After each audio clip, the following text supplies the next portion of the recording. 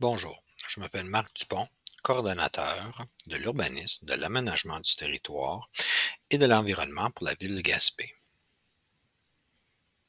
Lors de la séance ordinaire tenue le 11 juillet 2022, le conseil municipal a adopté par résolution le premier projet du règlement numéro 1155-11-02.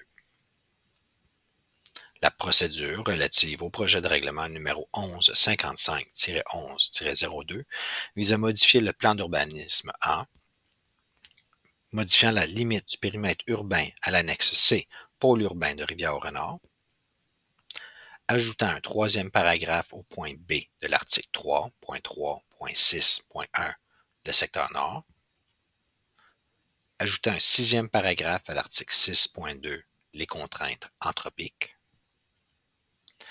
ajoutant l'annexe K1, limite des territoires incompatibles avec l'activité minière selon le potentiel minier et droit minier, ajoutant l'annexe K2, limite des territoires incompatibles avec l'activité minière selon le type d'activité. Le présent projet de règlement en est un de concordance avec la MRC de la Côte de Gaspé suite à l'adoption des règlements numéro 18-204 et 20-211, modifiant le schéma d'aménagement et de développement révisé de la MRC de la Côte de Gaspé numéro 03-109. Modification proposée. Il est proposé de modifier la limite du périmètre urbain à l'annexe C, pôle urbain de Rivière-Renard au plan d'urbanisme. Il est important de noter que le plan retrouvé à l'annexe A du projet de règlement, soit celui identifiant la limite du périmètre urbain proposé par la ligne verte au plan, est erroné car elle indique le périmètre urbain présentement en vigueur. Ce plan sera modifié avant l'approbation du règlement pour s'harmoniser avec le périmètre tel que retrouvé à la MRC, au schéma d'aménagement, au plan 11.2, qui identifie le périmètre d'urbanisation de Rivière-au-Renard. Modifications seront notamment au parc industriel de Rivière-au-Renard, son retrait du périmètre urbain. Ensuite, dans le secteur nord-est de la rue des Loisirs, l'agrandissement du périmètre urbain de Rivière-au-Renard et entre la rue Bellefeuille et la rue des Loisirs, l'agrandissement du périmètre urbain de Rivière-au-Renard.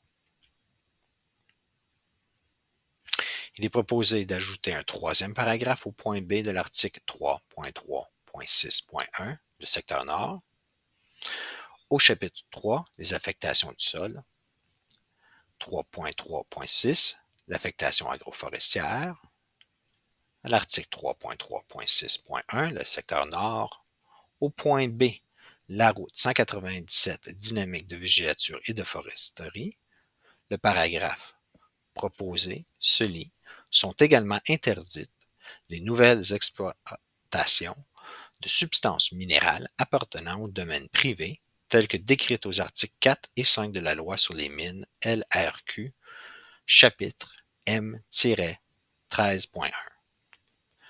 Sur les terrains situés sur le territoire à l'ouest du parc national Forillon, du côté ouest de la route 197, dans l'affectation rurale du schéma d'aménagement révisé et entre le périmètre urbain de Saint-Majoric et le périmètre urbain de Rivière-Renard. Il est proposé d'ajouter un sixième paragraphe à l'article 6.2, les contraintes anthropiques, qui se retrouve au chapitre 6, les zones de contraintes. Le paragraphe proposé à l'article 6.2 des contraintes anthropiques se lit: l'activité minière peut apporter beaucoup d'emplois de qualité et elle est nécessaire à la production des biens et infrastructures de la vie moderne. Cependant, elle peut générer des nuisances, des risques qui, la rendent incompatible avec, par exemple, les activités résidentielles, institutionnelles ou récréatives. Depuis le 14 décembre 2016, les municipalités régionales de comté, MRC, peuvent délimiter des territoires incompatibles avec l'activité minière dans leur schéma d'aménagement et de développement. La MRC de la Côte de Gaspé a donc procédé à l'identification des territoires incompatibles avec l'activité minière, TIAM, dans lesquels la viabilité des activités serait compromise par les impacts engendrés par l'activité minière. Ces territoires sont ainsi soustraits à la prospection, à la recherche, à l'exploration et à l'exploitation minière. Les TIAM ont aussi pour effet d'empêcher l'octroi de tout nouveau droit d'exploration minier pour les substances minérales faisant partie du domaine de l'État dans ces territoires. De plus, toutes nouvelles activités d'extraction de sable, de gravier ou de pierre à construire ne pourra être autorisées par la municipalité sur des terres privées ou en vertu de la loi sur les mines, le droit à ces substances minérales appartiennent aux propriétaires du sol. Les plans identifiant les limites des TIAM sont en annexe K1 selon le potentiel minier et le droit minier et K2 selon le type d'activité.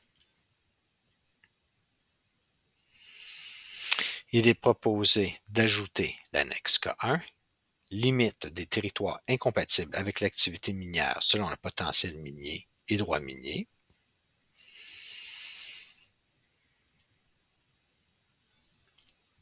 Il est proposé d'ajouter l'annexe K2, limite des territoires incompatibles avec l'activité minière selon les types d'activités.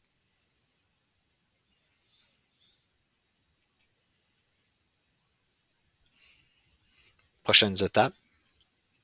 4 août 2022, avis de convocation pour l'Assemblée de consultation, l'annonce du début de la consultation écrite qui se tiendra du 4 au 19 août 2022 inclusivement.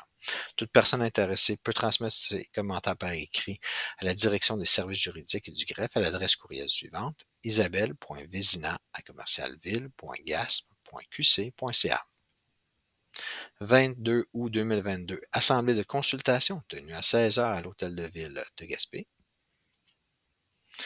Suit l'adoption du règlement par le conseil municipal avec le changement au plan de l'annexe A,